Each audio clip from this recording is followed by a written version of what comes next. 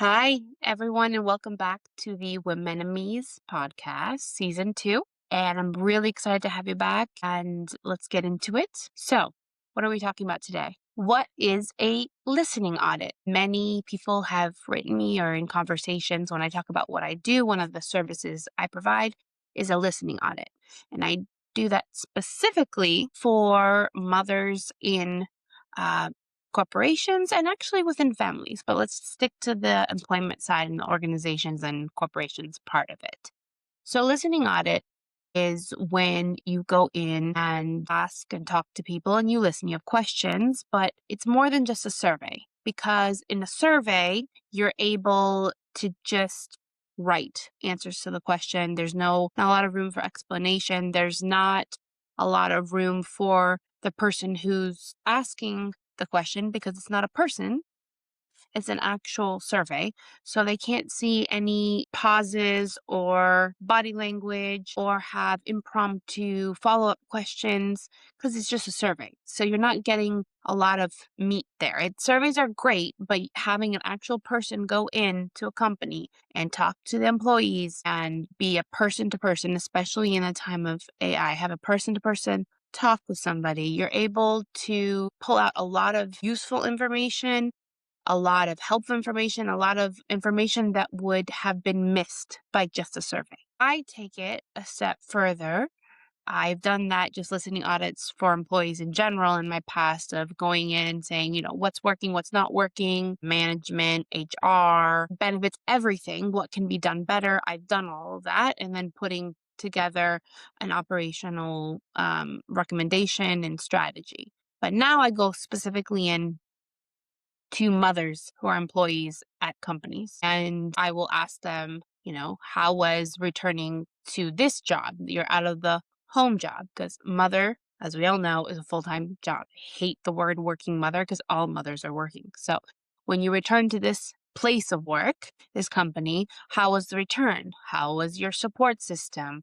Talking about specific things. It could be pumping stations, accessibility, all of that return and support system operationally, but also emotionally, the stress levels, the areas where some people might feel left out that no one would know, and how it can be done better. And then put together a proposal for the company, which includes strategic suggestions, but also includes a huge summary of all of the conversations with the mothers in their company. It's so valuable because, as a lawyer, I hate putting things in writing. So a lot of people are afraid to put things in writing, even if the survey says anonymous. But having a third party come from the outside who is anonymous, who will not write down the person's name, but will take notes and then compile the information in a comprehensible manner so that people can see all the feedback. So the C-suite, CEOs, CFOs, COOs can see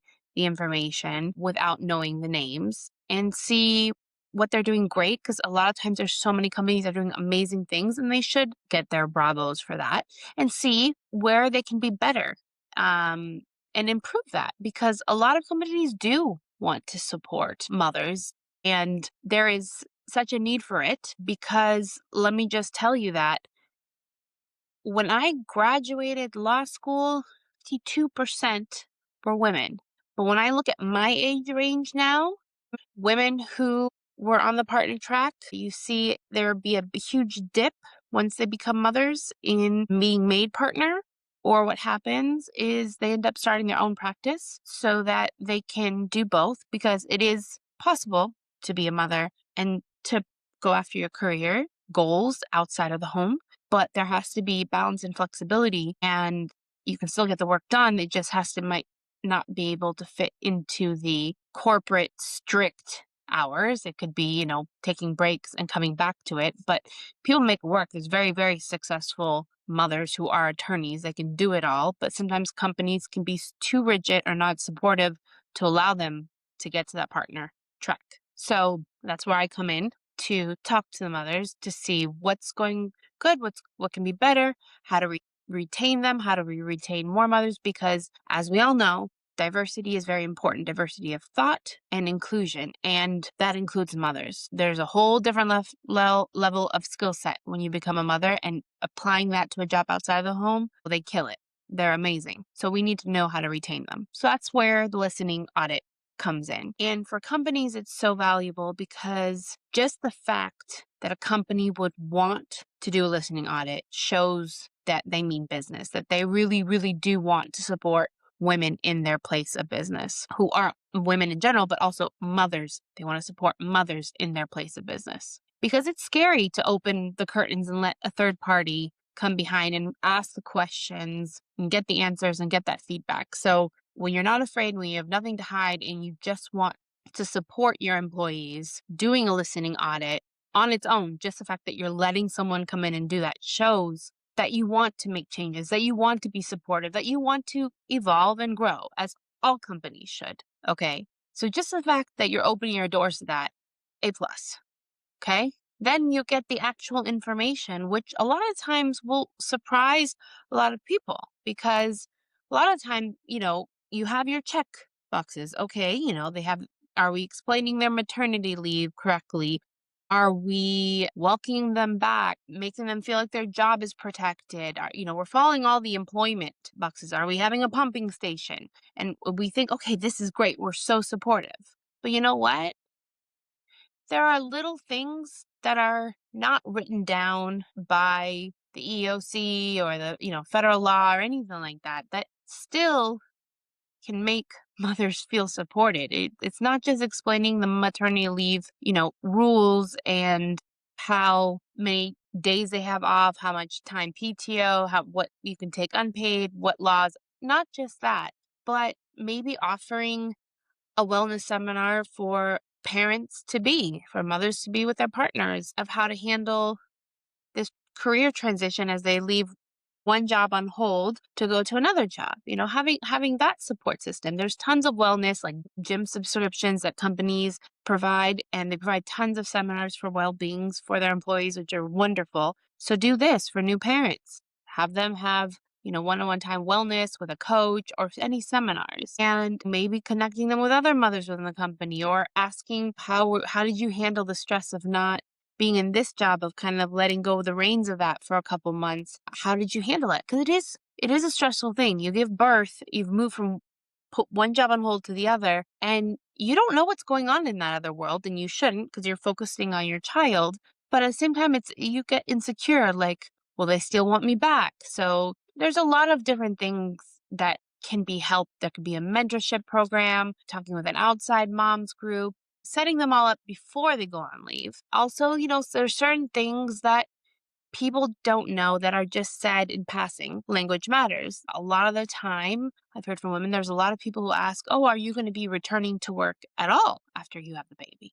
And there's a lot of people who say, are you going to choose to work? Which, again, all moms work.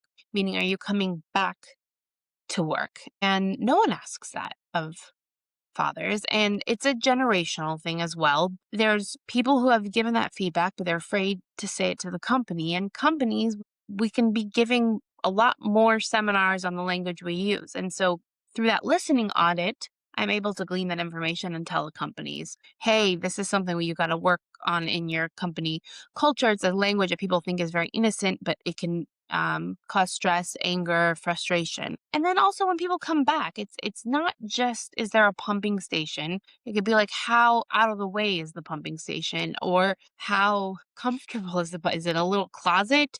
Is there a comfortable place people can do work? Or is it really private? Is the company culture one that they understand that someone has to get up and not to treat that person differently, even though we know that? Really making and giving education to the entire company about the whole process of what mothers go through when they get back, so that they understand that this is just part of the course and to be supportive. Is there a separate refrigerator for, the milk that they pump? Just a lot of different things, a place where they can sterilize and put the pumping materials, and in a way that's discreet, that they feel like they're just going about business, because they are. they're balancing two jobs. Another thing is checking in on mothers about networking if they feel left out, because a lot of times after someone has a child, they aren't able to go to the happy hours or doing events outside of the 8 to 5, 9 to 5 job, what have you. And they want to, and maybe being vocal about that. Maybe there being a place where if there's a networking event they want to go to, they come into the office a little later, or being mindful and having lunch events too, where they get visibility with the C-suite employees so that they feel like they get face time with the leaders in the company as well, not just during happy hours. So there's a lot of different things that go along. And then also, again, just so we talked about before going on maternity leave, also when they come back, how are they handling that balance, the new stress of balancing all the jobs they do in the home, jobs they're doing outside of the home, and are they delegating? Are they writing it all down? Can we bring in seminars? Can we bring one-on-one coaches with these mothers? Because it's a huge transition. It's not just like, oh, you're back now. There's a lot. And a lot of the time, burnout comes up in motherhood regardless, and it comes up in the job as well. But a lot of the time, women and mothers have been trained to have a smile and think that they have to assume all the responsibility, and they just take everything on and they don't talk about it, both in the corporate world and in the being CEO of their own household. And so if there is a seminar, just like we give tons of wellness seminars for many topics, if there's a seminar on how to realize everything you're doing and how to delegate and for motherhood so that not everything falls on their shoulders, it's a great thing for them and for society. And the retention rate, because a lot of the time mothers leave when they've been burnt out, because just like we understand employees are people, they have all different types of backgrounds, and we need to support them based on those backgrounds and give wellness based on their backgrounds. There's tons of wellness opportunities. And so offering that for mothers as well and fathers is huge.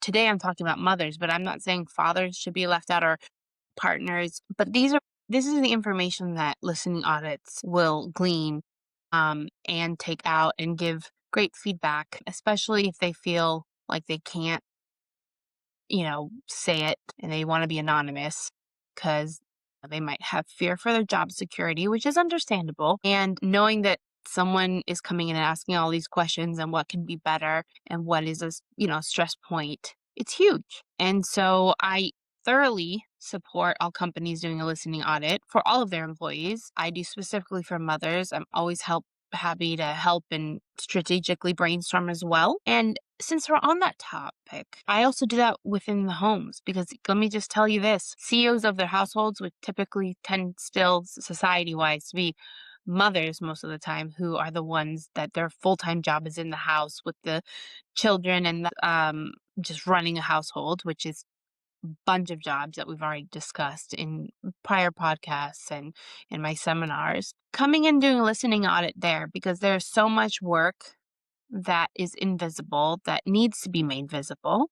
And by asking the mother everything she's doing, how she can be supported better, what's working, what's not, and having a third party, in this case, it could even be like a mediator type, write down all the information the mother's giving and meeting with the mother's partner, and then meeting as a group and writing a strategic report on how things can be delegated more evenly and the household can run without it all just falling on one person, because that causes burnout. So think about it. Companies, are you ready to open up the curtains and ask and do listening audits for mothers and for all your employees? Are you ready, supportive to do that for the mothers in your family to see how they can be better supported?